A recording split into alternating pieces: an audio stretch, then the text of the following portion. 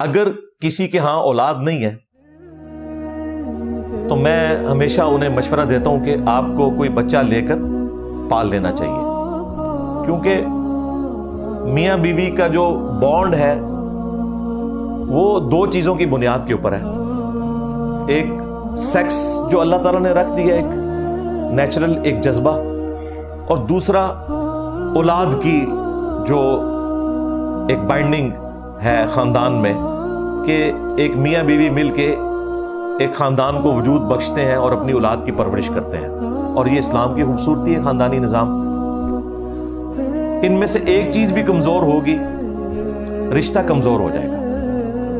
اگر میاں بیوی سیکس کے پوائنٹ آف ویو سے ایک دوسرے کے ساتھ مخلص نہیں ہوں گے تو رشتہ نہیں نبھے گا. اسی طریقے سے سیکس کے پوائنٹ آف ویو سے تو ایک دوسرے کے ساتھ مخلص ہیں، لیکن اولاد نہیں ہے تو کچھ عرصے بعد وہ بس ایک ہاسٹل میں رہ رہے ہوں گے، دو روم میٹس کی شکل میں. ظاہرہ زندگی میں کوئی مشترکہ ایسا کام کرنے والا نہیں ہوگا کہ جس کے لیے ایک موٹو کے طور پر اس کو اپنے سامنے رکھتے ہوئے اپنی زندگی کو گزارے، ایک ایم بنا کے. وہ تو اولاد ہی ہے. تو اگر کسی کے ہاں اولاد نہ ہو، ٹھیک ہے، 4-5 سال ویٹ کریں، اپنا علاج بھی کروائیں. الٹیمیٹلی آپ کو اندازہ ہو جائے کہ اب اولاد ہونے کے چانسز نہیں ہیں، یا کوئی مستقبل قریب میں کوئی ایسی چیز نظر نہیں آ رہی، تو اسے ڈیلے نہ کریں، بچہ لے کر پالیں. اور بڑا نیکی کا کام ہے. یورپ امریکہ میں تو کئی لوگ جو ہیں وہ اولاد زیادہ تر لے کر ہی پال رہے ہوتے ہیں. اس کے پیچھے اور ریزن بھی ہوتی ہیں، لیکن ان کی ایک ہیومینٹی والی چیزیں بھی ہوتی ہیں. بعض لوگوں کے دلوں میں ایک ہوتا ہے کہ ہم غریبوں کے بچے لے کر پالیں جن کا کوئی پرسان حال نہیں ہے. جس طرح یہاں بھی کئی لوگ جو ہے وہ عیدی سینٹر میں جا کے بچے لے کر ان کو پالتے ہیں. تو اس میں سب سے بہتر تو یہ ہے کہ آپ اپنے کسی قریبی رشتہ دار سے کوئی بچہ لیں. میاں بیوی میں سے اگر اس بچے کی ہونے والی جو منہ بولی ماں ہے، اگر وہ کوئی بچہ لینا چاہ رہی ہے تو وہ اپنا بھانجا یا بھتیجا لے. بھانجا یا بھتیجا اگر عورت لے گی تو وہ اس عورت کا محرم پہلے ہی ہے، اس سے اس کا پردہ نہیں ہے. اور چونکہ وہ بیبی بوائے ہے اس لیے اس کے خاوند سے بھی اس کا کوئی پردہ نہیں ہوگا. مرد کا تو مرد سے کوئی پردہ نہیں ہے. اور اگر شوہر نے کوئی بچہ لے کر پالنا ہے تو وہ اپنی بھانجی یا بھتیجی لے، کیونکہ وہ جو بچی ہوگی وہ محرم ہوگی اس مرد کے لیے. بھانجی یا بھتیجی، بھانجا یا بھتیجا اگر وہ مرد لے لے گا تو پھر وہ بڑا ہو کر اس کی بیوی کا تو محرم نہیں ہوگا نا، وہ اس کے لیے نامحرم ہو جائے گی. تو اسے پھر بھانجی یا بھتیجی لے کے پالنی چاہیے تاکہ اس کی بیوی کے ساتھ پردے والا مسئلہ بعد میں نہ رہے. اور اگر ایسی صورتحال نہیں بنتی، عورت کو بھانجی یا بھتیجی مل رہی ہے اور ظاہر ہے جب وہ بڑی ہوگی تو اس کے منہ بولے باپ سے اس کا پردہ ہوگا، وہ حقیقی باپ تو نہیں ہے. یا وائس ورثہ کر لیں کہ جو مرد ہے وہ بھانجا یا بھتیجا لے رہا ہے تو وہ بڑا ہوگا تو وہ اپنی منہ بولی ماں کا محرم تو نہیں ہوگا. تو ایسی صورتحال میں یہ کرنا چاہیے کہ چھوٹی عمر میں بچہ لیں. آج کل میڈیکل سائنس اتنی ترقی کر گئی ہے، مارکیٹ میں ایسے ٹیکے اویلیبل ہیں جو عورت کو لگائے جائیں تو اس کا دودھ اتر آتا ہے. ویسے پریگنینسی کے بغیر عورت کا دودھ نہیں اترتا، ایک نیچرل پروسیس اللہ نے رکھا ہے. اب جس عورت کو پریگنینسی ہو ہی نہیں رہی ہے تو اس کا دودھ کیسے اترے گا؟ میڈیکل سائنس اتنی ترقی کر گئی ہے کہ وہ ٹیکا آپ کو مارکیٹ سے سستے داموں مل جاتا ہے. ڈاکٹر سے آپ ایڈوائس لکھوا کے وہ ٹیکا لیں. وہ ٹیکا جب عورت کو لگایا جائے گا تو بغیر پریگنینسی کے بھی اس کا دودھ اتر آتا ہے. وہ دودھ 5 مختلف اوقات میں اس بچے کو پلا دے، بچہ ہے بچی ہے کوئی بھی ہے. اب چونکہ وہ ماں بن گئی تو سورۃ النساء کی آیت نمبر 23 کے تحت اس کے ساتھ بھی اس کا حرمت والا رشتہ ہو گیا اور اس کے خاوند کے ساتھ تو آٹومیٹکلی ہو گیا. یہ ایک اس کا سلوشن ہے جو میرے ذہن میں ہے. اور ظاہر ہے یہ سلوشن اس وقت تک ہی ہے جب تک کہ 2 سال سے کم عمر کا کوئی بچہ ہے، اگر 2 سال سے بڑا لیا تو پھر تو یہ سولوشن بھی پھر باقی نہیں رہے گا، کیونکہ بڑی عمر کی رضاعت کا مسئلہ میں نے آپ کو پہلے ایڈریس کر دیا کہ وہ ایک اسپیسیفک کیس تھا، اسے صحابہ کرام نے ایکسٹراپولیٹ کر کے امت لیول پہ ایکسیپٹ نہیں کیا۔ پھر تو بڑی عمر کو پہنچ کے ایک پردے والا معاملہ کرنا پڑ جائے گا اگر ایسی صورتحال بنتی ہے۔ تو کوشش کریں کہ چھوٹا بچہ لے کر پالیں، 2 سال سے کم عمر کا، تاکہ رضاعت کا رشتہ اسٹیبلش کر لیں۔ لیکن اس میں ایک خطرناک چیز جو ہو جاتی ہے، بچہ لے کر پالتے ہیں اور اس بچے کی جو فیملی ٹری ہے اس میں اوریجنل اس کی ماں یا باپ کو چھوڑ کے جو لے پالک جوڑا ہے جس نے لے کے پالا ہے، وہ اپنا نام اس بچے کے اوپر بولنا شروع کر دیتے ہیں اور کاغذوں میں بھی لکھوا دیتے ہیں۔ اس کی اسلام میں اجازت نہیں ہے۔ اس کی اجازت اللہ تعالیٰ نے پیغمبر کو نہیں دی۔ سورۃ الاحزاب میں نبی علیہ السلام کو سینٹرڈ کرتے ہوئے باقی امت کو بھی بتایا گیا، ادعوہم لآبائہم، ان کو اپنے اوریجنل باپوں کے نام کے ساتھ پکارو، یہی اللہ کے نزدیک انصاف پر مبنی ہے۔ اور اگر ان کے باپوں کے نام تمہیں نہیں پتا تو یہ تمہارے دینی بھائی ہیں اور مولا ہیں۔ نبی علیہ السلام کا اپنا منہ بولا بیٹا تھا زید ابن محمد۔ جب یہ آیات نازل ہوئیں تو پھر نبی علیہ السلام نے ان کا نام چینج کر کے اس کے اوریجنل والد کی طرف منسوب کر دیا، زید ابن حارثہ۔ پہلے انہیں زید ابن محمد کہا جاتا تھا۔ یہ اتنا کریٹیکل مسئلہ ہے۔ یہاں پہ وہ بچہ لے کے پالتے ہیں اور کہتے ہیں جی کاغذی کارروائی ہے نا جی، ہم نام چینج کر رہے ہیں، وہ اس کا والد نہیں ہوتا۔ لکھوانا ہے تو گارڈین میں لکھوا لے، سرپرست۔ والد وہی اوریجنل رہے گا جس سے لے کے آپ نے یہ بچہ پالا ہے۔ اور اگر کوئی نامعلوم والد ہے کسی کا، جس طرح عیدی سینٹر میں ہوتا ہے، بعض اوقات کوئی ایکسیڈنٹ ہو جاتا ہے، کوئی بچہ گمشدہ ملتا ہے اور وہاں پہ، تو اس کیس میں بھی آپ اپنا نام اسے نہیں دے سکتے۔ اس کیس میں پھر یہ ہے کہ حکمران وقت کی طرف اسے منسوب کیا جائے یا صرف گارڈین کا نام لکھا جائے، اور وہ حکمران وقت کی طرف بھی وہ والد نہیں ہوگا، ظاہر وہ آنری طور پہ ایک بات ہو رہی ہے، والد کا نام پھر بھی نہیں دیا جا سکتا، گارڈین کا نام دیا جائے گا۔ اور یہ اتنا سینسٹیو مسئلہ ہے کہ صحیح بخاری اور صحیح مسلم یہ دونوں میں حدیث ہے کہ نبی علیہ السلام نے فرمایا، جس شخص نے اپنے باپ کا نام بدل دیا اس پہ جنت حرام ہے۔ اگر کسی شخص نے اپنے آپ کو کسی اور باپ کی طرف منسوب کیا اس پہ جنت حرام ہے۔ اور صحیح مسلم میں تو یہاں تک الفاظ ہے کہ مولا علی علیہ السلام نے اپنے تلوار کی نیام میں سے ایک صحیفہ نکالا اور انہوں نے بتایا کہ یہ نبی علیہ السلام نے ہمیں کچھ نصیحتیں لکھوائی تھیں، ان میں ایک نصیحت یہ بھی تھی، یہ وہ حدیث ہے جو مولا علی کو خود حضور نے لکھوائی ہوئی ہے۔ اس میں یہ تھا کہ جو مدینے میں بدعت جاری کرے اس پہ اللہ کی لعنت، اللہ کے فرشتوں کی لعنت، تمام لعنت کرنے والوں کی لعنت۔ جو غیر اللہ کے لیے نظر و نیاز کرے اس پہ بھی اللہ کی لعنت، اللہ کے فرشتوں کی لعنت، تمام لعنت کرنے والوں کی لعنت۔ اور جو کوئی شخص اپنے آپ کو کسی دوسرے باپ کی طرف منسوب کر دے اس پہ بھی اللہ کی لعنت، اللہ کے فرشتوں کی لعنت، تمام لعنت کرنے والوں کی لعنت۔ اور قیامت کے دن اللہ تعالیٰ نہ کوئی اس کا فرض قبول کرے گا نہ کوئی نفل قبول کرے گا ایسے بدعتی کی کہ جس شخص نے اپنے آپ کو کسی دوسرے باپ کی طرف منسوب کر دیا۔ یہ اتنا سینسٹیو مسئلہ ہے۔ یہی وہ مسئلہ ہے جس کی وجہ سے حضرت معاویہ رضی اللہ تعالیٰ عنہ سے صحابہ کرام ناراض ہو گئے تھے۔ انہوں نے صرف اپنی ایک سیاسی چال کے طور پر حمایت حاصل کرنے کی خاطر عبید اللہ ابن زیاد، جس کے بارے میں بخاری میں آتا ہے کہ اس کے سامنے نعوذ باللہ سیدنا حسین ابن علی کا سر کاٹ کے رکھا گیا، جس میں امام بخاری نے لکھا ہے برأس الحسین علیہ السلام، اللہ کی لعنت ہو، اللہ کے فرشتوں کی لعنت، تمام لعنت کرنے والوں کی لعنت جنہوں نے اہل البیت کے ساتھ یہ ظلم کیا۔ تو وہ عبید اللہ ابن زیاد جو گورنر کوفہ تھا یزید کی طرف سے، اس کا جو والد تھا نا ابن زیاد، وہ خود بھی آؤٹ آف ویڈ لاک ہی پیدا ہوا تھا، حلالی نہیں تھا۔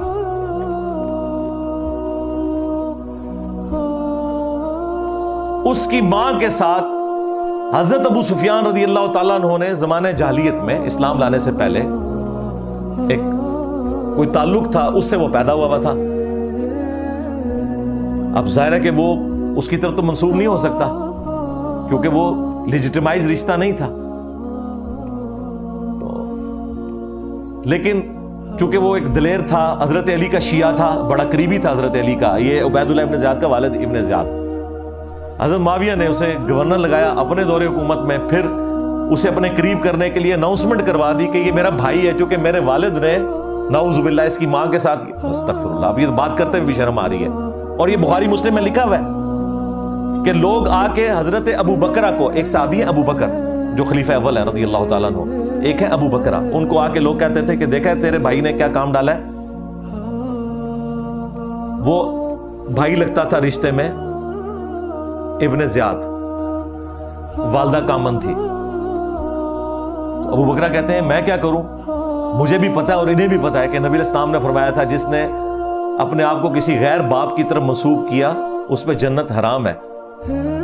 تو حضرت معاویہ رضی اللہ تعالیٰ نے اسے اپنا بھائی بنا لیا اس طریقے سے، اور صحابہ کرام سخت ناراض ہوئے.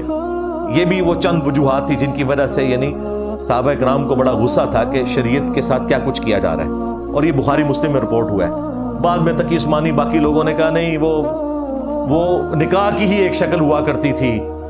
یہ گواہیاں پیش کر رہے ہیں، اور بخاری مسلم میں وہ لوگ جو ڈائریکٹ فیکٹنگ ہیں وہ حدیثیں فٹ کر رہے ہیں کہ اس نے اپنے اوپر جنت حرام کروا لی ہے ابن زیاد نے. تو صحابہ تو اس پہ ایک دوسرے کو حدیثیں سنا رہے ہیں، اور یہاں تک کہ عثمانی پکڑ کے وکالتیں کر رہے ہیں نہیں وہ اس زمانے میں یہ نہیں ہوتا تھا تو وہ ہوتا تھا. ان کو زیادہ دین پتہ ہے صحابہ کرام سے.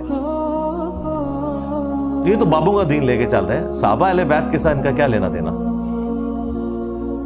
تو یہ مجھے مجبوراً مسئلہ بیان کرنا پڑا. میری کوشش یہی ہوتی ہے کہ ماموں جی کو نہ چھیڑوں، لیکن کہیں پہ اگر بخاری مسلم میں ماموں جی نے کوئی کام کیا ہے یا کام ڈالنے والی بات میں نہیں کرتا، وہ کہیں گے گستاخی ہو جاتی ہے، تو وہ تو پھر آٹومیٹیکلی بیان ہو جاتا ہے نا. وہ جس طرح ہمارے مولانا ساق صاحب کہتے تھے کہ جب ہم توحید بیان کرتے ہیں نا، تو انہوں نے جو توحید اور توہین کا جو آپس میں ریلیشن بنایا ہے تو ان کی نظر میں تو وہ توہین ہی ہو جاتی ہے. ٹھیک ہے، وہ آٹومیٹکلی ہو جاتی ہے. تو یہاں پہ بھی ایک مسئلہ میں نے بیان کیا لے پالک کے پوائنٹ آف ویو سے، اور کہ غیر باپ کی طرف آپ منسوب نہیں کر سکتے ورنہ آپ کے اوپر جنت حرام ہے. اب جن لوگوں کے ساتھ بچپن میں ایسا ہو گیا ہوا ہے کہ ان کے نام چینج کروا دیے تھے، اگر آپ وہ کروا سکتے ہیں آسانی سے تو کروائیں، اگر نہیں کروا سکتے تو ایٹ لیسٹ بول چال میں اپنے آپ کو اپنے اوریجنل باپ کی طرف منسوب کریں. ڈاکومنٹس میں چلے جو بھی لکھا ہوا ہے. لیکن مستقبل میں بھی اگر کوئی بچہ لے کے پالتا ہے تو وہ کاغذی کارروائی کرنے کے لیے جان بوجھ کے یہ کام نہ کرے. پھر وہ بچہ قصوروار نہیں ہوگا، اس بیچارے کے تو اختیار میں نہیں ہے، اس کے گارڈین جو ہے نا وہ مارے جائیں گے، اللہ کے حضور پکڑے جائیں گے. یہ بڑا سینسٹیو مسئلہ ہے، لوگوں نے تماشا بنایا ہوا ہے اور اس طریقے سے نام چینج کر دیتے ہیں. تو یہ اوریجنل مسئلہ ہے. بعض جو اہل حدیث علماء ہیں آپ کو پتہ ہے اکثر ان میں ایسے ہیں جن میں بالکل فقہ نام کی کوئی چیز نہیں ہوتی، خصوصاً سلفی جو عرب کے علماء ہیں، انہوں نے اس حدیث کو بنیاد بنا کے ایک نیا مسئلہ بیچ میں کھڑا کر دیا. انہوں نے کہا کہ عورت شادی کے بعد اپنے نام کے ساتھ خاوند کا نام نہیں لگا سکتی ورنہ اس پہ جنت حرام ہے. وہ حدیث یہ لیتے ہیں کہ اس نے اب اپنے باپ کا نام بدل دیا. مثلا کسی کی بیٹی کا نام تھا عائشہ عمر سپوز، اب اس کی شادی کسی علی نام کے لڑکے کے ساتھ ہو گئی اور شادی کے بعد اس نے اپنا نام کر لیا عائشہ علی. وہ کہتے ہیں اس پہ جنت حرام ہو گئی کیونکہ اس نے اپنے باپ کا نام بدل لیا. اب مجھے بتائیں اگر گوروں کو اردو آتی ہو اور خدا نہ خواستہ ان علماء کو انگریزی آتی ہو تو اس دین کا مذاق ہی اڑے گا نا. یہ نام تبدیل ہوا ہے، کسی دوسرے باپ کی طرف منسوب نہیں ہوا. اور ظالموں شناختی کارڈ پہ پڑھو، وہاں یہ نہیں لکھا ہوتا کہ والد کا نام، وہاں لکھا ہوتا ہے زوجہ فلاں. تو باپ کا نام تو اس کا وہی رہتا ہے، وہ خانے میں ہوتا ہے خاوند کا نام. وہ خاوند کی نسبت سال لگا لیتی ہے، نام نہیں اس نے اپنے باپ کا بدلا. اگر وہ یہ کرے نا کہ شادی کے بعد وہ اپنے خامند کے نام کو والد والے خانے میں ڈلوا لے. یہ کون ڈلوائے گا؟ اتنی فقاہت انہی کے علماء میں ہی ہو سکتی ہے. اور یہاں بیٹھ کے وہابی دفاع کر رہے ہوتے ہیں ان کے فتووں کا. یار اللہ کے بندو, پہلے ہی تم لوگوں کے غلط فتووں کی وجہ سے قرآن و سنت کی کافی بدنامی ہوئی ہے. لوگ کہتے ہیں قرآن حدیث ڈائریکٹ پڑھتے ہیں تو یہ رزلٹ نکالتے ہیں. بھئی اگر کوئی وہابی, کوئی دیوبندی, کوئی بریلوی, کوئی شیعہ قرآن و حدیث سے جان بوجھ کے یوں کان پکڑنے کی بجائے کوئی اور چیز ہی پکڑ کے رزلٹ نکال رہا ہے تو اس میں قرآن و حدیث کا کوئی قصور نہیں ہے. وہ بالکل واضح ہے. یہ اس نے اپنے نام کی نسبت بدلی ہے, اپنے باپ کا نام نہیں بدلا, لہذا اس پہ یہ حدیث فٹ نہیں ہوگی. میں نے تو خیر یہ بھی نہیں ہونے دیا. میری شادی کو آلموسٹ 20 سال ہونے والے ہیں. 2 دفعہ بیچ میں شناختی کارڈ بن چکا ہے میری وائف کا, تو میں نے اس کا شناختی کارڈ پہ نام جو تھا اس کے والد کی طرف منسوب تھا وہی نام رہنے دیا. ہاں, خامد کے خانے میں میرا نام آیا, لیکن جو اس کے ماں باپ نے اس کا نام رکھا تھا اس میں میں نے علی ساتھ جو ہے نا وہ داخل کرنے کی کوشش نہیں کی ہے. میں نے خود کوئی نہیں کیا ہوا, میں آپ کو بتا رہا ہوں. میں اس چیز کو ضروری نہیں سمجھتا, لیکن میں شرعی مسئلہ بتا رہا ہوں کہ اگر کوئی اس طرح کرتا ہے بعد میں, اور وہ آپ جب جاتے ہیں شناختی کارڈ بنوانے, شادی شدہ جوڑا جب بھی جاتا ہے نا شناختی کارڈ کے لیے, بیوی نے ظاہر شادی کے بعد پہلا کام یہ کرنا ہوتا ہے کہ شناختی کارڈ نیا بنتا ہے, کیونکہ وہ خامند کا نام اب آنا ہوتا ہے والد کی بجائے. تو وہ پوچھتے ہیں کہ ہاں جی اس کے نام کے ساتھ اب آپ کا نام لگا دوں, وہ خود سے چینج کر دیتے ہیں. تو میں نے اسپیشلی اسے کہا تھا کہ اس کا نام وہی رہنے دو جو اس کے والدین نے رکھا ہے, میں نے نہیں چینج کرنا. میرے لیے اتنا ہی اعزاز کافی ہے کہ خامند کا نام آ گیا. تو اب وہ زبردستی میں نے اپنا ٹکڑا ساتھ جوڑ کے تو نہیں کرنا نا, خامند کا نام آ گیا نا, والد کا خانہ ہی وہاں سے ختم ہو گیا, اور میں کیا کرا. ٹھیک ہے, خانہ ہی ختم ہو گیا, اس کی جگہ میرا خانہ آ گیا, تو بس یہ کافی ہے. نام چینج کرنے کی کیا ضرورت ہے. لیکن شرعی مسئلہ یہ ہے کہ اگر کوئی کر بھی لے تو یہ کوئی دوسرے باپ کی طرف اس نے اپنے آپ کو منسوب نہیں کیا, یہ صرف نسبت نام میں چینج ہوئی ہے, اور وہ بھی خامند کے پوائنٹ آف ویو سے ہوئی ہے, نہ کہ باپ کے طور پہ. یہ مسئلہ بڑا سینسٹیو تھا, اس لیے میں نے اس کو یہاں پہ ضروری سمجھا کہ آپ سے بیان کر دوں. علمی پوائنٹ نمبر 7, سیکنڈ لاسٹ, وہ ہے مصاہرت کا مسئلہ. مصاہرت ایک سینسٹیو ایشو ہے. عربی زبان میں سسرالی رشتوں کے لیے ٹرم یوز کی جاتی ہے مصاہرت کی, لیکن یہاں پہ فقہ حنفی نے چند ایک ایسے خطرناک مسائل بتائے جو اکثر لوگ ہم سے پوچھتے بھی ہیں, پرچیوں کے ذریعے بھی, ہماری اکیڈمی میں فون کر کے. تو میں چاہ رہا ہوں وہ بھی کلیئر کر دوں. اس کی وجہ سے کافی لوگ پریشان بھی ہوتے ہیں, اور بعض لوگ جو ہے وہ ڈپریشن میں بھی چلے جاتے ہیں, بعض سائیکو بھی ہو جاتے ہیں کہ پتہ نہیں اب ہمارا رشتہ باقی رہا ہے اپنی بیوی کے ساتھ یا نہیں رہا, وہم کا شکار بھی ہو جاتے ہیں. اور وہ فقہ حنفی کی کتابوں میں آپ کو یہ بنیادی مسئلہ مل جائے گا. بہار شریعت اردو زبان میں اعلیٰ حضرت کے خلیفہ مفتی امجد علی صاحب نے لکھی, انہوں نے بھی یہ لکھا مسئلہ. یہ فقہ حنفی کا مشترکہ دیوبند اور بریلویوں کا مسئلہ ہے, اور بلکہ شادی شدہ لوگوں کو پریشان کرنے کے لیے نا اکثر یہ مسئلہ وہ خود سے بتاتے ہیں, کسی کے دماغ میں نہیں ہوتا پہلے خود ڈالتے ہیں. جس طرح ان کی فقہ کی کتابوں میں لکھا ہے اگر کوئی کتے کے ساتھ یہ کر لے, کوئی بکری کے ساتھ کر لے, کسی کے دماغ میں بھی نہیں آیا ہوتا. تو چھوٹے چھوٹے بچوں کو یہ ان درس نظامی کے کورسز میں یہ پڑھاتے ہیں, تو کسی کے دماغ میں نہیں بھی آنا نا تو وہ چیزیں آ جائیں. اس طرح نا یہ شادی شدہ لوگوں کو نا یہ دماغ میں ڈالتے ہیں کہ جی غلطی سے اگر کوئی مرد رات کے وقت اٹھا اور اس کا شہوت والا ہاتھ بجائے اپنی بیوی کے اپنی بچی پہ پڑ گیا تو اس کی بیوی ہمیشہ کے لیے اس پہ حرام ہوگی, 3 طلاقیں, اور دوبارہ شادی بھی نہیں ہو سکتی. لو صاحبوں, غلطی سے بھی, سرکار جان بوجھ کے نہیں, یہ ذرا پوائنٹ ٹو بی نوٹڈ, غلطی سے. مجھے بتائیں یہ قرآن و سنت کا مزاج ہے کہیں پہ کہ غلطی سے بھی ہو جائے؟ اس سے وہ مصاہرت کا رشتہ بتاتے ہیں. اس طریقے سے اگر کسی داماد نے اپنی ساس کو ہاتھ لگایا اور ایگزیکٹلی اس وقت کوئی گندا خیال اس کے دماغ میں آیا تو اس کی اپنی بیوی اس سے فارغ ہوگی ہمیشہ کے لیے. یہ کوئی اس سے غلط کام کی بات نہیں ہو رہی, صرف ٹچ کرنے کے اوپر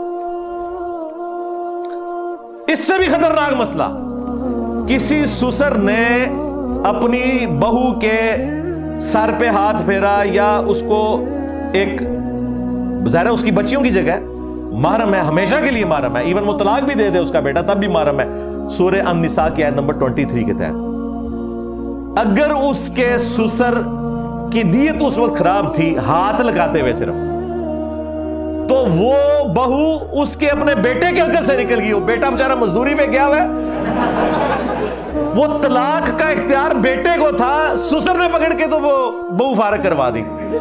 یہ تو بڑا آسان طریقہ ہو گیا ہے، نعوذ باللہ۔ فقہ حنفی والوں کو کوئی پریشانی کی ضرورت نہیں ہے، جو فقہ حنفی کے جو باپ پریشان ہے نا کہ ہمارے بچے جو ہے وہ ہماری بہوؤں کے پیچھے پاگل ہوئے ہیں اور اس کو طلاق نہیں دیتے ہیں، تو طلاق دینے کی ضرورت نہیں ہے، تسی بسم اللہ کرو تو ہاڑی فقہ فارغ ہو جائے گا، تو ہاڑا پتر باہر ہوئے گا تو صرف ہاتھ لال ہوتے فارغ۔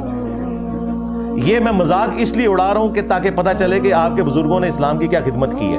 لو سامو ان دسو کہ میں ہوں یہ کیا کراں کہ بابے تے شاہی کوئی نہیں، یا یہ کیا کراں کہ بابے تے بڑی پیڑی شاہ جائے، وہ کو نواں شعر میرے کو کٹانا ہے انہوں نے۔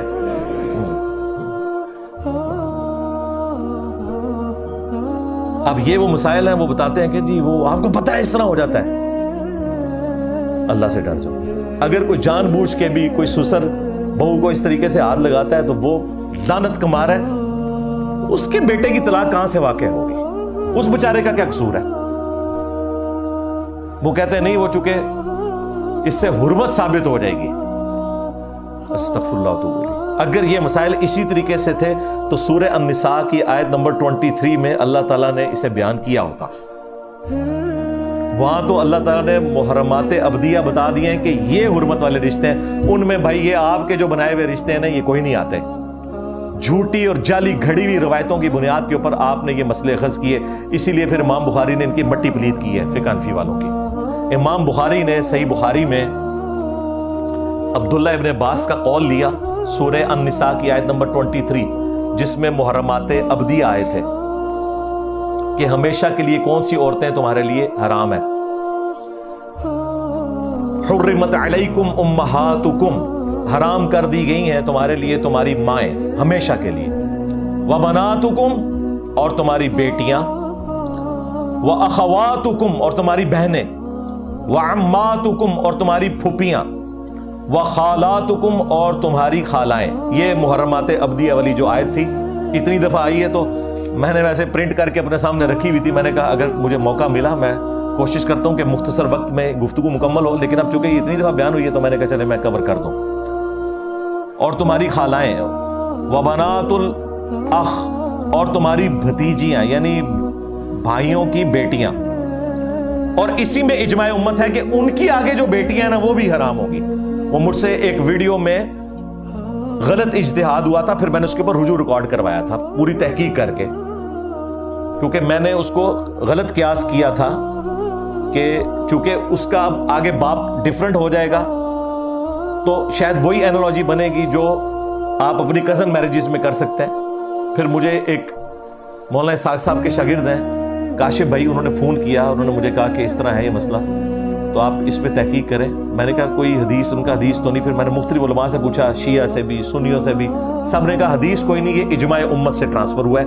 یعنی یہ انڈرسٹینڈنگ ہے کہ بھتیجیاں اور بھانجیاں جو ہے نا ان کی اولادیں بھی آپ کی بھتیجیاں اور بھانجیاں ہیں، اگرچہ ان کی آگے جو اولادیں ہیں وہ کسی اور مرد سے ہو رہی ہیں، لیکن آپ کے لیے وہ قیامت تک جتنی اولاد ہے نا اسی طریقے سے حرام ہوگی جس طرح آپ کی اپنی پوتے پوتیاں اور آگے نواسے نواسیاں اسی طریقے سے۔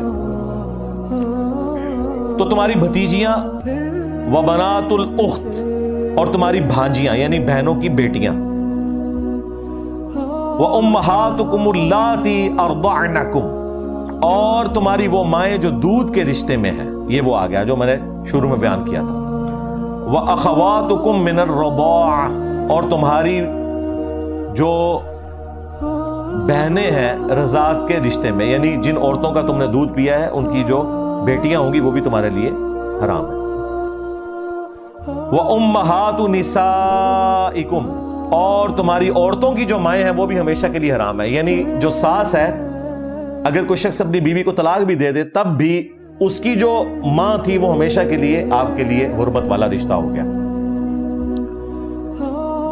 وَرَبَائِبُكُمُ اللَّاتِي فِي حُجُورِكُمْ، اور وہ بچیاں جو تمہاری عورتوں کی ہیں اور تمہاری پرورش میں ہیں. یعنی ایک عورت جس کی بچیاں تھی اس نے دوسری شادی آپ کے ساتھ کی، اس کا خاوند فوت ہو گیا یا طلاق دے دی، تو پہلے خاوند سے جو اس کی بیٹیاں ہیں نا وہ اب آپ کی بیٹیوں کی مانند ہے، کیونکہ ان کی ماں کے ساتھ آپ نے شادی کر لی. تو یہ اس کا ذکر ہے. من نسائکم اللاتی دخلتم بہن، ان عورتوں کے کیس میں جن کے ساتھ تم صحبت کر چکے ہو، ان کی جو پہلے خامدوں سے بچیاں ہیں وہ بھی تمہاری بیٹیوں کی مانند ہیں. فَإِن لَمْ تَكُونُوا دَخَلْتُمْ بِهِنْ، لیکن اگر تم نے ان کے ساتھ صحبت نہیں کی، صرف زبانی کلامی رشتہ ہوا تھا، رخصتی نہیں ہوئی تھی اور پھر طلاق ہو گئی، تو اب جو اس کے پہلے خامند کی بیٹیاں ہیں وہ آپ کے لیے حلال ہیں، کیونکہ آپ نے ان کی اس والدہ کے ساتھ صحبت اختیار نہیں کی، رخصتی نہیں ہوئی تھی. یہ ساتھ اللہ تعالیٰ نے کلیئر کر دیا. فلا جناح علیکم، پھر تمہارے اوپر اس حوالے سے کوئی حرج نہیں. وحلائل ابنائکم الذین من اصلابکم، اور جو تمہارے بیٹوں کے لیے حلال ہوئی ہیں ان کی بیویاں، یعنی تمہاری جو بہو ہیں وہ بھی تمہارے لیے اب ہمیشہ کے لیے حرام ہے. جس طرح بیٹے کے لیے باپ کی ساری بیویاں حرام ہے، خواہ وہ ڈائریکٹلی اس کی اپنی ماں ہو یا رشتے میں جو ماں، اسی طریقے سے آپ کے بیٹے نے جس کے ساتھ صحبت کی ہے وہ بھی ہمیشہ کے لیے اب آپ کے اوپر حرام ہوگی، وہ بھی آپ کی بیٹیوں کی مانند ہے، یعنی آپ کی بہو. یہ وہ 12 رشتے آئے، اور پھر ساتھ آیا ایک ٹیمپرری طور پہ جو حرمت والا رشتہ ہے، جو پرماننٹ نہیں ہے، وقتی طور پہ. وَأَن تَجْمَعُوا بَيْنَ الْأُخْتَيْنِ، اور یہ بھی تمہارے لیے حرام کر دیا گیا کہ تم 2 بہنوں سے اکٹھا نکاح والا معاملہ کرو. یہ اب عارضی ہے. اگر آپ کی بیوی فوت ہوگی تو آپ اپنی سالی سے شادی کر سکتے ہیں، لیکن بیک وقت کوئی اپنی سالی کے ساتھ اور بیوی کو رکھتے ہوئے شادی نہیں کر سکتا. یہ وقتی طور پہ حرام ہے. اگر وہ فوت ہو گئی تو اس کے بعد شادی ہو سکتی ہے. الا ما قد سلف، سوائے اس کے کہ جو پہلے تم سے کوئی غلطی ہو چکی اس پہ معافی مانگو، اور وہ سارا اگر کوئی اس طرح کا سلسلہ تھا اسے ختم کرو. ان اللہ کان غفور الرحیم، بے شک اللہ تعالیٰ بخشنے والا مہربان ہے.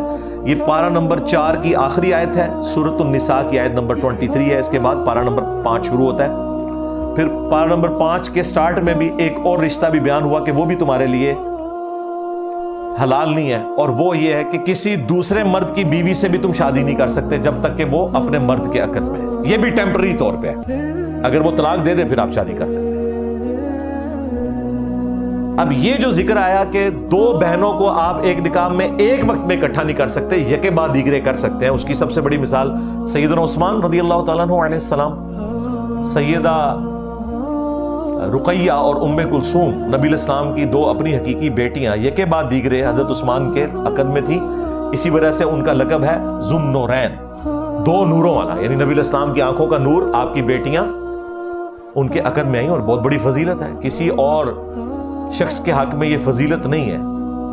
ہمارے علم میں تو پلانٹ ارتھ پہ ایسا کوئی اور خوش نصیب کسی بھی امت میں نہیں ہے کہ وقت کے پیغمبر کی 2 بیٹیاں یکے بعد دیگرے اس کے عقد میں آئی ہوں. یہ حضرت عثمان کا بہت بڑا ایک اعزاز ہے رضی اللہ تعالیٰ عنہ علیہ السلام. لیکن بیک وقت نہیں اکٹھی ہو سکتی. اچھا، قرآن میں اتنا ہی ذکر تھا، اس کی ایکسٹینشن پھر نبی الاسلام نے کی ہے. بخاری مسلم میں وہ حدیث ہے کہ پھوپھی اور بھتیجی بھی ایک وقت میں جمع نہیں ہو سکتی کسی مرد کے ہاں، اور خالہ اور بھانجی بھی جمع نہیں ہو سکتی. یعنی ایک ہی وقت میں کسی عورت سے اور اس کی پھوپھی سے آپ شادی نہیں کر سکتے. یا تو اس کی پھوپھی سے شادی کریں یا اس سے کریں، ایک وقت میں نہیں کر سکتے. ہاں، آپ کی بیوی مر گئی اس کی پھوپھی سے کر سکتے ہیں، یا وہ مر گئی اس کی بھتیجی سے کر سکتے ہیں. اس طرح خالہ اور بھانجی کو بھی جمع نہیں کر سکتے. اس سے آپ کو ایک فارمولہ پتا چل گیا، اور وہ بڑا آسان سا فارمولہ ہے کہ وہ تمام 2 عورتیں جن میں سے اگر کسی ایک کو مرد تصور کر لیا جائے، وہ کسی مرد کے ہاں اکٹھی جمع نہیں ہو سکتی. مثلا قرآن میں تو ہے کہ 2 بہنیں کسی مرد کے ہاں اکٹھی جمع نہیں ہو سکتی. اب یہ 2 بہنوں میں سے اگر ایک کو مرد تصور کر لیا جائے تو یہ آپس میں کیا بن گئے؟ بہن بھائی بن گئے نا. تو کیا بہن بھائی کی آپس میں شادی ہو سکتی ہے؟ نہیں. تو بس یہ فارمولہ بن گیا کہ اب یہ 2 عورتیں ہیں، یہ اکٹھی کسی تیسرے مرد کے ہاں نہیں جا سکتی. اسی طریقے سے کوئی مرد اپنی پھوپھی سے شادی کر سکتا ہے، اس میں آیا کہ وہ تو حرام ہے. اب اس مرد کی جگہ آپ عورت تصور کر لیں، یعنی وہ بھتیجی اور وہ پھوپھی، وہ کسی تیسرے مرد کے ہاں اکٹھی نہیں ہو سکتی. خالہ اور بھانجی میں سے اگر ایک کو مرد تصور کر لیا جائے، یعنی یہ خالہ اور وہ بھانجا ہو گیا، کیا خالہ اور اس کا بھانجا آپس میں شادی کر سکتے ہیں؟ نہیں کر سکتے. سورہ النساء کی آیت نمبر 23 میں ہے. تو اب اگر اسے آپ بھانجی تصور کریں تو یہ 2 عورتیں بھی کسی ایک مرد کے ہاں اکٹھی جمع نہیں ہو سکتی. یہ ایک سمپل فارمولہ ہے، اور یہ کوئی پریشان ہونے کی ضرورت نہیں، یہ ہوتا بھی کوئی نہیں ہے.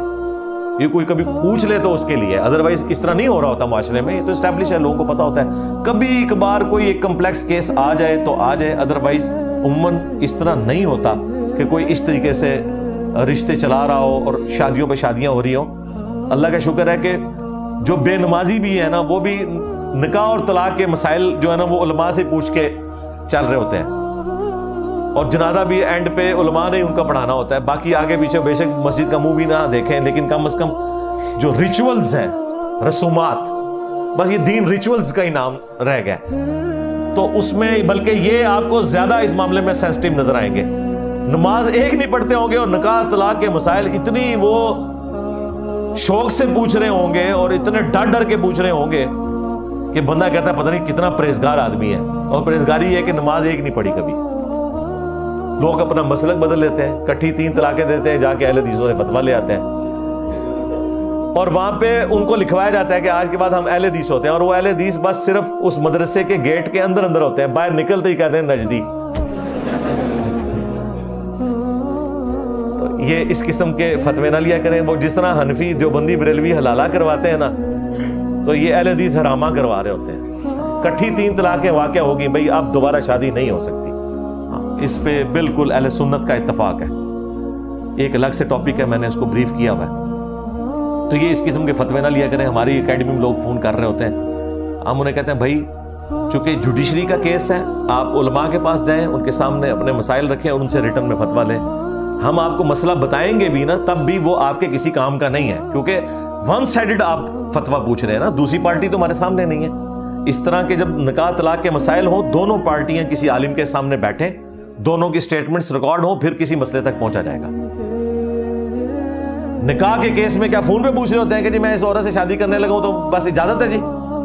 باقاعدہ پوری سرمنی کی جاتی ہے، گواہ بٹھائے جاتے ہیں، نکاح رجسٹرار بلایا جاتا ہے، ایک خطیب آتا ہے جو نکاح کا خطبہ پڑھتا ہے. طلاق کے مسائل فون پہ پوچھ رہے ہوتے ہیں، جو زیادہ سینسٹیو مسئلہ ہے. اس طرح فون پہ نہیں مسئلے پوچھے جاتے. جن کا بھی مسئلہ ہو بھائی، جس مسلک میں آپ تھے انہی کے پاس جائیں، انہی کے سامنے اپنے مسائل رکھیں اور فتویٰ لیں. یہاں ہماری اکیڈمی میں فون کر کے ہمیں جو ہے اس معاملے میں آزمائش میں مبتلا نہ کیا کریں. ہم اگر مسئلہ بتائیں گے بھی تو وہ صرف مسئلے کے طور پر ہوگا، اس کے اوپر آپ عمل اس لیے نہیں کر سکتے کہ ہمیں تو دوسری پارٹی کا پتہ ہی نہیں ہے کہ آپ سچ بول رہے ہیں کہ جھوٹ بول رہے ہیں. تو اس طریقے سے فتوے والا معاملہ ویسے بھی ریٹن میں ہوگا، اور ریٹن والا جو اتھارٹی ہے وہ ہمارے پاس ہے بھی نہیں ہے، نہ ہم اسے پریکٹس کرتے ہیں. ہم صرف دینی مسائل بتاتے ہیں. ریٹن میں فتووں کے لیے آپ علماء جو ہیں ان سے رابطہ کریں، جن کے پاس یہ اتھارٹی ہے کہ وہ آپ کو لکھ کے پورے شواہد کی بنیاد کے اوپر فتویٰ دیں گے. تو یہ ایک کریٹیکل مسئلہ تھا، میں نے اس لیے اس کو مساہرت کے مسئلے کو بھی بیان کر دیا. اب امام بخاری رحمۃ اللہ علیہ نے سورہ النساء کی آیت نمبر 23 کے کانٹیکسٹ میں ابن عباس کا ایک قول نقل کیا ہے کہ وہ کہتے ہیں کہ 7 رشتے نسب کی وجہ سے حرمت والے ہوتے ہیں، یعنی بلڈ لائن کی وجہ سے، اور 7 سسرالی رشتے ہیں جو حرمت والے ہو جاتے ہیں، یعنی سسر اور بہو کا رشتہ ہو جاتا ہے، اسی طریقے سے ایک مرد کے لیے اس کی ساس محرم ہو جاتی ہے ہمیشہ کے لیے۔ یہ جو حدیث امام بخاری نے لی ابن عباس کا قول، اس کے نیچے تعلیقاً پھر انہوں نے یہ مصاہرت کا سارا مسئلہ ڈسکس کیا کہ اگر کوئی ہاتھ لگا لے اس طریقے سے، اور پھر انہوں نے کنکلوڈ کیا کہ یہ اس قسم کی جتنی باتیں ہیں یہ بالکل جعلی ہیں، ان کی کوئی اثر موجود نہیں ہے۔ اس طریقے سے نہیں ہوتا کہ اگر ایک سسر نے اپنی بہو کو غلط نیت سے ٹچ کیا ہے، صرف ٹچ کیا ہے، اور وہ اس کے بیٹے کے حق سے ہمیشہ کے لیے نکل گئی، کتنا بڑا ظلم ہے یار، ٹھیک ہے؟ تو یہ مسئلہ کوئی ثابت نہیں ہوتا۔ اس چیز کو پھر امام بخاری نے صحیح بخاری میں تعلیقاً سارا ڈسکس کیا ہوا ہے۔ علمی پوائنٹ نمبر 3 وہ ہے رضاعت الکبیر کا مسئلہ، یعنی بڑی عمر کا بچہ یا بچی اگر کسی عورت کا دودھ پی لے، یعنی وہ برتن میں نکال کے اگر کسی عورت کا دودھ دیا جائے، جس طرح ہیومن ملک بینک سے اگر کوئی شخص بڑی عمر کا دودھ پی لے تو کیا اس کے سے رضاعت کا رشتہ اسٹیبلش ہوگا؟ تو بالکل نہیں ہوگا۔ اس کے اوپر ہم پہلے علمی پوائنٹ نمبر 2 میں بحث کر چکے ہیں، لیکن چند احادیث ایسی ہیں جن کی وجہ سے امت کے اندر اس حوالے سے ایک موقف شاذ سامنے آیا، اور اس کی وجہ سے پھر علماء عرب نے بھی فتوے لکھے، امام ابن تیمیہ نے بھی فتویٰ لکھا۔ میں چاہ رہا ہوں یہ ایک مشکل مسئلہ ہے، وہ آپ کو یہاں پہ سمجھا دوں۔ وہ بخاری اور مسلم دونوں میں حدیث موجود ہے۔ سورۃ الاحزاب کے اندر آیات نازل ہوئیں، ادعوہم لآبائہم، ان کو پکارو ان کے اپنے اوریجنل باپوں کے نام کے ساتھ۔ عرب کے اندر لے پالک بچوں کا رواج تھا، اور جب کوئی شخص کسی بچے کو لے کر پالتا تھا اس کے اوپر اس گارڈین کا نام بولا جاتا تھا۔ اس کی نمائندہ مثال خود ہمارے محبوب صلی اللہ علیہ وآلہ وسلم کا لے پالک بچہ تھا زید ابن حارثہ۔ ان آیات کے نازل ہونے سے پہلے انہیں زید ابن محمد کہا جاتا تھا۔ پھر قرآن میں نازل ہوئی آیات کہ اس طرح لے پالک بچہ آپ کا بچہ نہیں بنے گا، کیونکہ رضاعت کے رشتے میں تو وہ بچہ نہیں ہے، وہ منہ بولا ہے۔ تو اب کے بعد آپ نے ان کو ان کے باپوں کے نام کے ساتھ پکارنا ہے، اور پھر آیا کہ اگر ان کے باپ کے نام معلوم نہ ہو تو وہ تمہارے دینی بھائی ہیں اور مولا ہے، تم اپنا نام نہیں لگا سکتے۔ نبی علیہ السلام نے بھی ظاہر ہے پھر نام کو چینج کر دیا ان کے، اور یہ اتنا کریٹیکل مسئلہ ہے کہ یہ قرآن میں سورۃ الاحزاب میں بیان ہوا، اور اسی وجہ سے زید ابن حارثہ وہ واحد صحابی ہیں جن کا نام قرآن میں آیا ہے۔ کسی اور صحابی کا نام قرآن میں نہیں ہے سوائے ایک شخص کے، زید ابن حارثہ۔ اور وہ اللہ تعالیٰ نے پھر ایک رسم بھی توڑی۔ زید ابن حارثہ نے جب اپنی بیوی کو طلاق دی تو عرب کے کلچر میں وہ عورت تو نبی علیہ السلام کی بہو تھی، تو اللہ تعالیٰ نے رسم کو توڑنے کے لیے نبی علیہ السلام کو حکم دیا کہ زید ابن حارثہ کی جو متعلقہ ہے اس سے آپ نے اب شادی کرنی ہے، سیدہ زینب سے۔ اب نبی علیہ السلام تو دل میں ایک خدشہ محسوس کرتے تھے کہ لوگ کیا بات کریں گے، تو اللہ تعالیٰ نے کہا کہ تم اپنے دل میں ایک بات چھپاتے تھے، لیکن اللہ تعالیٰ نے تو یہ کرنا تھا، وہ یہ بات چھپاتے تھے جو علی اجویری نے کشف المحجوب میں لکھا کہ وہ عورت پسند آ گئی تھی نعوذ باللہ حضور کو،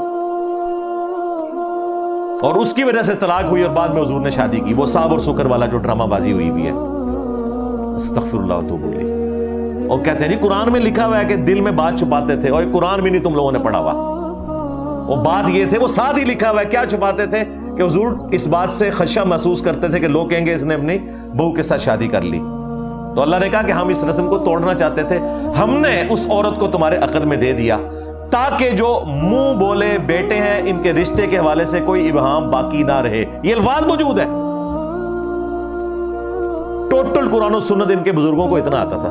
کہتے ہیں انجینئر صاحب کہتے ہیں بابے تشاہی کوئی نہیں، یہ چھوٹا جملہ ہے، کچھ اور ہی کہنا چاہیے، بڑی پیڑی سے احسن اے کہنا چاہیے، ہاں شاہی کوئی نہیں۔ رسول اللہ کے اوپر جھوٹ باندھو گے, توہین آمیز چیزیں نقل کرو گے نبی علیہ السلام کے بارے میں, ٹھیک ہے. خادم رضوی صاحب والی بات ہے, انہوں ہلکا نہ جاڑو, جڑا پونکتا جائے نبی اتنے پونکتا جائے. وہ بابا جی نہیں سی پتا کہ سارے تو آڑے ہی وڈے پونک کے گئے جائے, چشتی رسول اللہ, تھانوی رسول اللہ, شبلی رسول اللہ, اے کشف محجوب دی عبارتاں. اچھا یہ وہ عبارتیں نہیں ہیں جو چینج ہو گئی ہیں, ذہن میں رکھیے گا. اتنے نہیں جالے فتویٰ پہنچیا کہ چینج ہو گئی ہیں.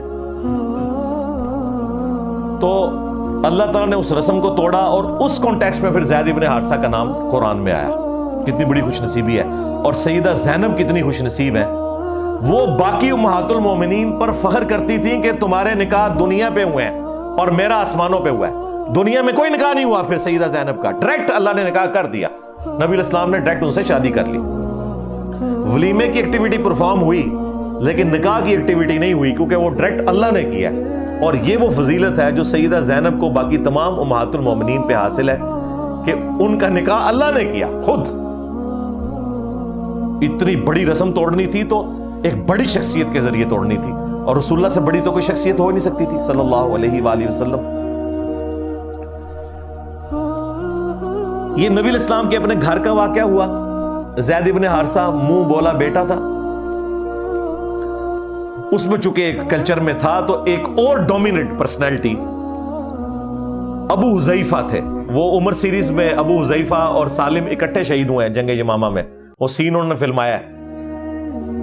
تو سالم جو ہے قرآن کے بہت بڑے عالم تھے چھوٹی سی عمر میں. سالم کو لے کر پالا ہوا تھا ابو حذیفہ نے, اور بچپن سے لے کے پالا تھا. ان کی بیوی بھی ان کی ماں ہی لگتی تھی, اور وہ بھی بچہ ماں کی طرح ہی دیکھتا تھا ان کو. جب یہ آیات نازل ہوئی سورۃ الاحزاب کی تو ان کے لیے بھی ایک امتحان بن گیا کہ یہ تو اب پردہ بھی شروع ہو جائے گا. ظاہر ہے کہ وہ اب ماں تو نہیں رہی. اچھا, اب وہ عورت ہمت کر کے خود رسول اللہ کے پاس آ گئی. ماں تھی, تڑپ اٹھی, ابو حذیفہ کی بیوی. یہ حدیث بخاری میں بھی ہے, مسلم میں بھی ہے, اور مسلم میں تو کافی تفصیل کے ساتھ اوپر تلے 5-6 حدیث ہیں. اس عورت نے آ کے کہا کہ یا رسول اللہ وہ تو میرے بچوں کی طرح ہے, لیکن جب سے یہ آیات نازل ہوئی ہیں نا تو اب وہ بچہ بھی اگر میرے پاس آتا ہے, ظاہر ہے وہ مجھے ماں ہی سمجھتا ہے, تو میرا خامد جو ہے نا اس کے چہرے پہ میں ناگواری دیکھتی ہوں, تو مجھے بتائیں اب اس مسئلے کا حل کیا کروں میں. تو نبی علیہ السلام نے اسپیسیفکلی اللہ تعالیٰ کی اجازت سے صرف ان کو رخصت دی اور کہا کہ اس طرح کرو کہ تم اپنا دودھ جو ہے نا وہ سالم کو پلا دو. اب وہ عورت جو ہے وہ ایک بار گھبرا گئی. مسلم شریف کے الفاظ ہیں, اس نے کہا یا رسول اللہ اس کی تو داڑھی بھی نکل آئی ہے, میں اس کو دودھ کیسے پلاؤں. اچھا وہ بات تو جینون تھی. نبی علیہ السلام مسکرا پڑے, آپ نے فرمایا اسے دودھ پلاؤ نا.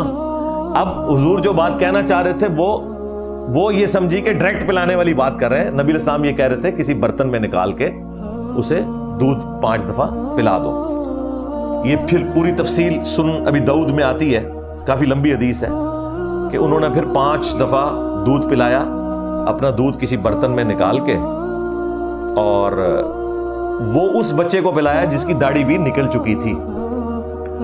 اور وہ کہتی ہیں اس کے بعد پھر میرے خاوند کی ناگواری اس حوالے سے ختم ہو گئی. اب یہ ایک حدیث ایسی تھی, ایک واقعہ ایسا تھا جس کو بنیاد بنا کر سیدہ عائشہ سلام اللہ علیہا کا یہ عقیدہ تھا کہ بڑی عمر کی رضاعت بھی ثابت ہو جاتی ہے کیٹاسٹروفک کنڈیشن کے اندر. یہ وہ حدیث ہے مسلم شریف کی, ایک نہیں کئی ایک احادیث ہے, بخاری میں بھی کچھ حصہ موجود ہے. اور سنن ابی داؤد میں آتا ہے کہ سیدہ عائشہ نے بھی اگر کسی کو اپنا اس حوالے سے محرم بنانا ہوتا تھا تو وہ اپنی کسی فیمیل جو بھتیجی یا بھانجی تھی اس کا دودھ اس جوان کو پلوا دیتی تھی, اور یوں وہ پھر بغیر پردے کے بھی اس کے سامنے آ جاتی تھی لیکن یہ سیدہ عائشہ جو ایکٹیویٹی پرفارم کر رہی تھیں اس کی وجہ سے باقی ساری حضور کی بیویاں ان سے نالاں تھیں. مسلم شریف میں موجود ہے ام سلمہ اور باقی تمام امہات المومنین سیدہ عائشہ سے کہتی تھیں کہ یہ آپ جو کچھ کر رہی ہیں یہ آپ نے غلط رزلٹ نکالا ہے. ہماری انڈرسٹینڈنگ یہ ہے کہ یہ صرف خصوصیت سالم کے کیس میں نبی الاسلام نے دی تھی. آپ جو اسے ایکسٹراپولیٹ کرتی ہیں یہ بالکل غلط ہے اور اسی کے اوپر اجماع امت ہوا. آپ کو حیرانگی ہوگی حافظ ابن کثیر نے تفسیر ابن کثیر میں یہ ساری احادیث لکھ کے اینڈ پہ کنکلوڈ کیا کہ تمام صحابہ کرام، تمام امہات المومنین، تمام فقہا، تمام محدثین اور چاروں ائمہ اور ساتوں بڑے امام، 7 سے مراد یہ 6 یہ، اور آپ مسند احمد کو بھی ڈال لیں یا الموطا امام مالک کو ڈال لیں، سب کا یہ اتفاق ہے کہ رضاعت کا رشتہ بھوک کی عمر تک ہے، جو سورۃ البقرہ سورہ لقمان میں 2 سال آئی اور بخاری مسلم میں بھی آیا کہ بھوک کی عمر تک 2 سال تک ہے. سوائے سیدہ عائشہ کہ یہ ان کا تفرد ہے، اس مسئلے میں انہیں غلطی لگ گئی. ہو سکتا ہے کسی شخص کو اس حوالے سے غلطی لگ جائے، اس کے پیچھے ریزن ہو سکتی ہے کہ وہ اس واقعے کو بنیاد بنا کے باقی جگہ بھی اپلائی کرنا شروع کر دے اور اسے مخصوص واقعہ نہ سمجھے. لیکن باقی امہات المومنین اور تمام صحابہ یہ سمجھتے تھے کہ یہ واقعہ خاص ہے ابو حذیفہ کے منہ بولے بیٹے سالم کے حوالے سے، اور اس قسم کے اور کئی واقعات بخاری مسلم میں رپورٹ ہوئے ہیں کہ نبی الاسلام نے اسپیسیفکلی کسی کے بارے میں کوئی بات ارشاد فرما دی. مثلا حضرت خزیمہ بن ثابت انصاری، ایک صحابی کی گواہی 2 کے برابر حضور نے کر دی تھی، صحیح بخاری میں آتا ہے. کیونکہ سنن نسائی میں پورا واقعہ ہے، نبی الاسلام نے کسی ایک جانور کا سودا کیا ایک شخص کے ساتھ، حضور رقم لینے کے لیے گھر گئے، واپس آئے تو وہ مکر گیا. الٹا اس نے کہا کہ آپ کا میرا سودا ہوا ہی نہیں ہے. حضرت خزیمہ وہاں سے گزر رہے تھے، انہوں نے کہا کہ میں گواہی دیتا ہوں کہ تو نے رسول اللہ کے ساتھ یہ سودا کیا ہے. بعد میں نبی الاسلام نے کہا کہ تو نے کیسے گواہی دے دی، تو وہاں موجود ہی نہیں تھا. اس نے کہا یا رسول اللہ آپ کے کہنے پہ اتنی بڑی بڑی گواہیاں دی ہیں، اے گواہی تو شاید کوئی نہیں. جس نبی کے کہنے پہ میں نے اتنی بڑی بڑی چیزیں مانی ہیں، اس مبارک زبان، اس سچی زبان کے کہنے پہ میں یہ چھوٹی سی بات نہیں مانوں گا. تو نبی الاسلام نے اس موقع پہ فرمایا کہ باقی معاملات میں تو 2 گواہوں کی ضرورت ہوتی ہے، لیکن اگر میرا خزیمہ کسی مسئلے میں اکیلا بھی آ گیا تو اس کی گواہی تم نے 2 کے برابر کاؤنٹ کرنی ہے. اور یہ معجزہ پھر حضور کی وفات کے بعد ظاہر ہوا. صحیح بخاری میں آتا ہے کہ حضرت ابوبکر کے دور میں جب حضور کا اپنا ریٹن لکھوایا ہوا ریکارڈ وحی کا جمع کیا جا رہا تھا تو کم از کم 2 صحابہ سے وہ ریٹن ریکارڈ لیا جاتا تھا. زبانی تو سب کو یاد تھا لیکن اس کو انشور کرنے کے لیے. لیکن ایک آیت قرآن کی ایسی تھی جو صرف ایک صحابی کے پاس لکھی ہوئی پڑی تھی اور وہ حضرت خزیمہ تھے، اور وہ ان کی ایک ہی گواہی 2 کے برابر کر کے اس آیت کو پھر قرآن حکیم میں داخل کیا گیا. ویسے زبانی تو سب کو پتا تھا کہ وہ آیت موجود ہے، لقد جاءکم رسول من انفسکم. ایک روایت میں یہ آئی ہے، ایک روایت میں دوسری آیت. برل وہ حضرت خزیمہ کے اوپر نبی الاسلام کا وہ معجزہ آپ کی وفات کے بعد ظاہر ہوا. تو یہ نبی الاسلام نے اسپیسیفکلی ایک صحابی کی گواہی 2 کے برابر کر دی. سیدہ عائشہ بھی یہی سمجھتی تھیں، امہات المومنین اور باقی صحابہ بھی یہی سمجھتے تھے کہ جس طرح کئی معاملات میں نبی الاسلام نے کسی صحابی کے بارے میں کوئی خاص بات فرما دی جو ایکسٹراپولیٹ نہیں ہو سکتی، جس طرح حضرت خزیمہ کے کیس میں ہوا، اس طرح یہاں پہ بھی سالم کے کیس میں وہ ایک اسپیسیفک واقعہ ہے. جبکہ سیدہ عائشہ کو غلطی لگی اور وہ اسے ایکسٹراپولیٹ کرتی تھی، اور یہ ہو سکتا ہے بڑے بڑے لوگوں کو غلطی لگی ہے. اسی قسم کا ایک اور مسئلہ جو پوری امت قبول کیے ہوئے ہے، عبداللہ ابن عمر اس مسئلے کو نہیں مانتے تھے. سورۃ المائدہ آخری سورت ہے جو شریعت محمدیہ کے احکامات جس میں نازل ہوئے ہیں شریعت کے پوائنٹ آف ویو سے. ویسے تو اس کے بعد بھی قرآن حکیم نازل ہوا. اس میں سٹارٹ ہی میں آیا کہ تمہیں اجازت دی گئی ہے کہ اہل کتاب کی عورتیں تمہارے لیے حلال ہیں، ان کا ذبیحہ بھی اور ان کی عورتیں بھی، یعنی مسلمان مرد جیوز اور کرسچنز کی عورتوں کے ساتھ شادی کر سکتا ہے، جیوز اور کرسچن مرد مسلمان کسی عورت کے ساتھ شادی نہیں کر سکتے۔ اچھا، اب یہ واضح فتویٰ قرآن میں موجود ہے۔ عبداللہ ابن عمر کا یہ موقف تھا، صحیح بخاری میں آتا ہے، جب ان سے کوئی پوچھتا تھا کہ اہل کتاب کی عورت کے ساتھ نکاح ہو سکتا ہے، تو وہ سورۃ البقرہ کی آیت سے سہارا لیتے تھے، جس میں آیا کہ مشرک جو عورت ہے وہ مؤمن مرد کے ساتھ شادی نہیں کر سکتی، اور وہ کہتے تھے اس سے بڑا شرک کیا ہوگا کہ کوئی شخص، کوئی عورت عیسیٰ ابن مریم کو اللہ مانے یا اللہ کا بیٹا مانے، یعنی وہ جیوز اور کرسچنز کو بھی مشرک کافروں کی کیٹیگری میں رکھ کے عبداللہ ابن عمر اہل کتاب کی عورتوں کے ساتھ نکاح کے قائل نہیں تھے، حالانکہ قرآن میں آیا ہوا ہے۔ اب وہ قرآن کی اس آیت کا انکار نہیں کرتے تھے، بلکہ اس کی تعویل کرتے تھے سورۃ البقرہ کی بنیاد پہ، حالانکہ سورہ بقرہ سے تعویل کرنا بنتا ہی نہیں، سورۃ البقرہ پہلے نازل ہوئی ہے، سورہ مائدہ بعد میں نازل ہوئی ہے، وہ ایکسیپشن ہے۔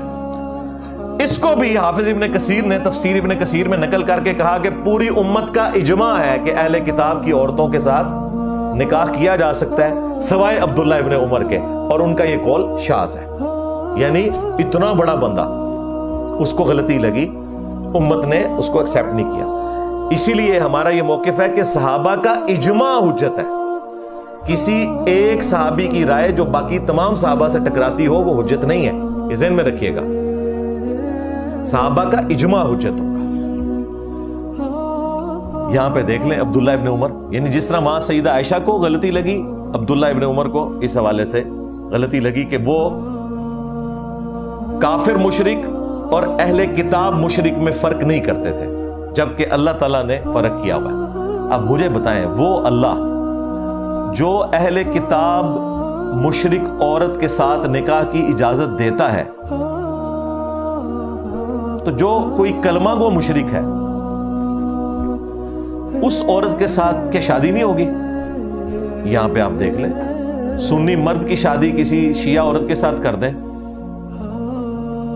یا سنی مرد کسی وہابی عورت کے ساتھ شادی کر لے، یا کوئی وہابی مرد کسی سنی دیوبندی یا بریلوی کے ساتھ شادی کر لے،